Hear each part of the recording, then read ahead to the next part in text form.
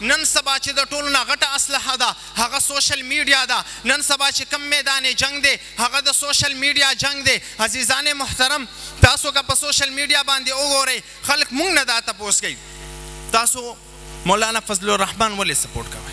نو زه خپله د بی بی اے سټوډنټ یم اسلامیا یونیورسټۍ نه د هغې نه زه بی بی اے کوم.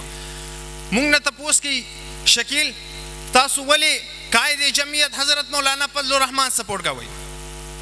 نو زه ورته وایم ما سره دلایل موجود دي ما سره دلایل موجود دي ځکه سپورټ کوم. ته چې دغه بل سپورټ کوې تا سره څه دلیل شته؟ یو د نیکۍ کار یې راوړه زه به یې در سره ومنم. ما سره 1000 دلایل دي.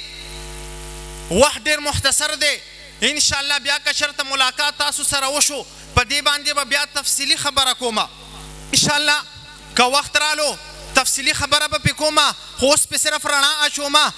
مشران تشریف فرما دي د دوی په وړاندې کې زما خبرې کول لب کشایي کول یقینا بې ادبي ده خو د ځینو ملګرو حکم دی په ما امر الفوق الادب په بنیاد سره تاسو سره د قائد جمعیت یو څو خبرې وړاندې کول غواړم چې زه قائد جمعیت ولې سپورټ کومه. الحمدلله د هغه ظاهري حلیې ته که وګورې په سر باندې سنت جبرائیلي ده د هغه کپړې که وګورې د سنت مطابق دي که هغه کار که وګورې د سنت مطابق دی هغه که په رمضان کې وګورې د قرآن کریم تلاوت کوي هغه که په رمضان کې وګورې په تراویح کې ختم کوي الحمدلله هغه که ته وګورې یو مفسر هم دی یو عالم هم دی یو شیخ الحدیث هم دی زه پې فخر کوم. او الحمدلله یو زنه دغه د شرګړ طلبا په قائد جمعیت باندې فخر کوي. الحمدلله دا د شرګړ طلبا نه د ملک پاکستان طلبا په قائد جمعیت باندې فخر کوي. الحمدلله صرف د شرګړ نه د فلسطین مسلمانان په قائد جمعیت باندې فخر کوي انشاءالله. ما سره 1000 دلیلونه موجود دي تا سره څه دي؟ په هره طریقه به یې درته ثابتوم انشاءالله.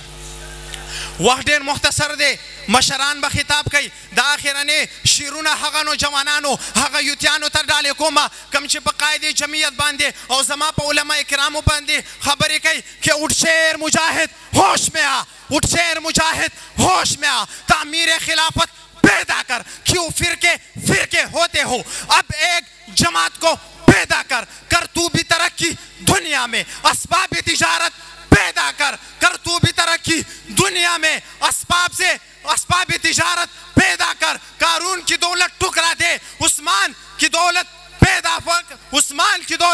پیدا کر تو بھی ترقی دنیا میں اسباب تجارت پیدا کر. ہمت نہیں طوفانوں میں جذبوں کو ہماری چھین سکے ہم سے جتنا الجھو گے ہم اور مچلنے والے.